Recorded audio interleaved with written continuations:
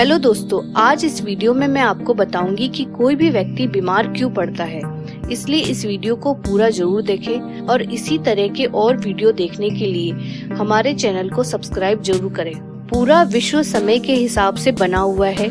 समय का इतना महत्व है कि अगर हम अपने शरीर को समय के हिसाब से नहीं चला रहे हैं तो हमारा बीमार हो जाना निश्चित है।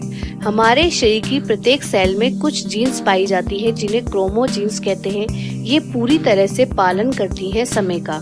2 अक्टूबर 2017 को अमेरिका के 3 वैज्ञानिकों Jeffrey C Hall, Michael W Young, Michael Rosbash को संयुक्त रूप से नोबेल प्राइज मिला। इन तीनों वैज्ञानिकों ने बताया कि हमारे शरीर की बायोलॉजिकल क्लॉक कैसे काम करती है। पृथ्वी पर जो जीवन है वह हमारे ग्रह के अनुकूल है। यह 24 घंटों के अनुसार बटा हुआ है, दिन और रात में, यानी कि अंधेरे और रोशनी में। कई वर्षों से हम जानते हैं कि मनुष्य समेत सभी जीव जंतुओं के पास एक आंतरिक घड़ी होती है।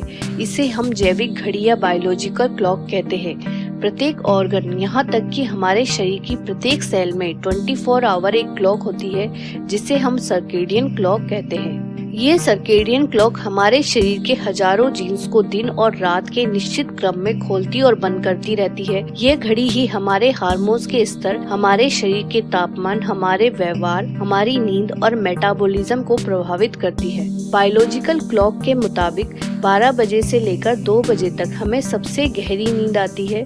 सुबह 4 बजे के आसपास हमारे शरीर का तापमान सबसे कम होता है। 6 बजे हमारे उठने का समय होता है। उसके बाद शरीर में से कोर्टिसोल हार्मोन का निकलना शुरू हो जाता है, जिसकी वजह से हमें एनर्जी या ऊर्जा मिलती है। और रात को 9 बजे के आसपास मेलाटोनिन हार्मोन स्रावित होता है, जो हमें सोने का निर्देश देता है। इसके अलावा हमारे शरीर में 24 आवर एक ऑर्गन क्लॉक है, जो इस चार्ट में आप देख सकते हैं। हर ऑर्गन के पास 2 घंटे का पीक टाइम होता है, यानी कि इस समय अधिकतम ब्लड सर्कुलेशन या रक्त प्रवाह उस अंग में होता है। इस समय अधिकतम ऊर्जा उस अंग में होती है। जैसे कि सुबह 3 से 5 का समय लंग्स या फेफड़ों का है, 5 से 7 का समय लार्ज इंटेस्टाइन या बड़ी आंत का होता है, 7 से 9 का समय स्टमक का होता है, 9 से 11 का समय स्प्लीन का, 11 से 1 हार्ट का, 1 से 3 स्मॉल इंटेस्टाइन या छोटी आंत का, 3 से 5 यूरिनरी ब्लैडर का, 5 से 7 का समय किडनी का, शाम 7 से 9 पेरिकार्डियम का, 9 से 11 का समय ट्रिपल वार्मर का, 11 से 1 गॉल ब्लैडर का, रात 1 से 3 लीवर का और सुबह 3 से 5 वापस लंग्स का।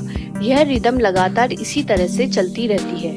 रात के 11 बजे से लेकर सुबह 3 बजे तक का समय सबसे महत्वपूर्ण होता है, क्योंकि इस समय जब हम सोते हैं तो लीवर दिन भर में जितने भी टॉक्सिन्स हमारे शरीर में जमा हो गए हैं उन्हें डिटॉक्सिफाई करता है।